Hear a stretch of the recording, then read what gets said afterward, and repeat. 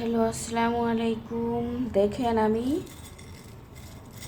যে কোনো মুরগির মাংস, গরুর মাংস, খাসির মাংসতে এটা দিবেন। আমি সব রকমের মশলা মিক্স করে নিয়েছি। লং নিয়েছি, এলাচ, তেজপাতা, কিছু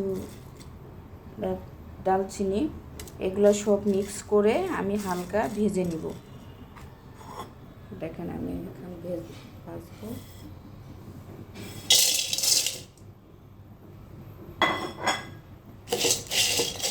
হালকা আঁচে চুলা আমি দিয়েছি। হালকা একটু গরম হলে আমি আরও কমাই দেব, দিয়ে তারপরে ভালো করে মশমশা করে নেব।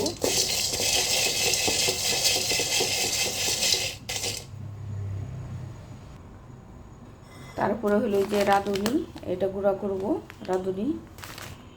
তারপরে জিরা, এটা গুঁড়া করব, হালকা ভেজে নেব। সবগুলা হালকা ভেজে নিলে হয় কি যে গ্রান করে তরকারিটা মজা হয়। এই যে গোলমরিচ, আমি এটাও গুঁড়া করব, গুঁড়া করে করে আমি রেখে দিব ইয়েতে। তারপরে এগুলোতে যখন আমি গরুর মাংস রান্না করব বা খাসির মাংস, যে কোনো মাংস রান্না করলে এগুলো 1 চামচ করে দিলে, পরিমাণ মতন করে আর কি দিলে অনেক স্বাদ হয়, মজা হয়।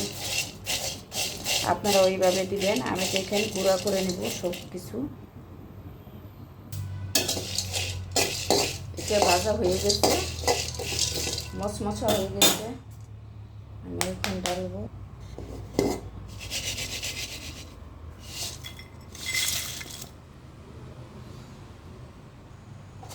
আমি এখন গোলমরিচ দিলাম, এটাও মশমশা করে ভেজে নেব।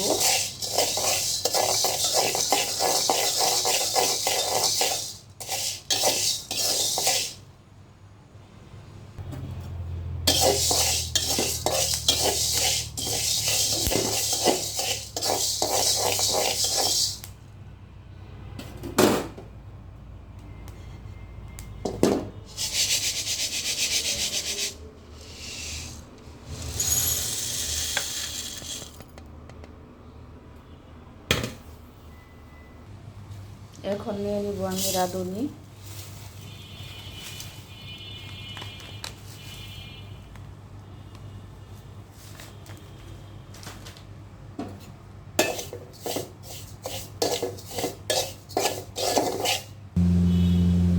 আমি যে ব্লেন্ডারে উঠাইছি, এখন আমি গুঁড়া করব। এই যে আমি ব্লেন্ডারে দিলাম, এখন গুঁড়া করব।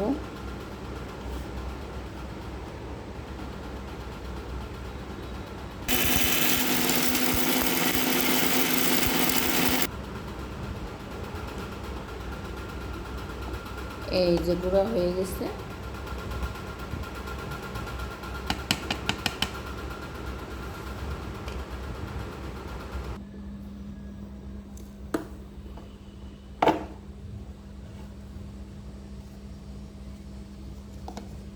আমি এখন গোলমরিচ গুঁড়া করব।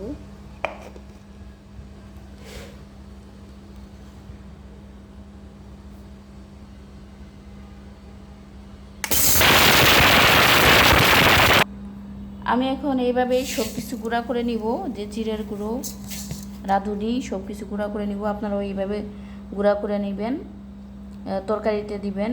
গরুর মাংস, খাসির মাংস, মুরগি, সব কিছুতে অনেক ভালো লাগবে। ভালো লাগলে পাশে থাকবেন। আসসালামু আলাইকুম, টাটা, বাই বাই।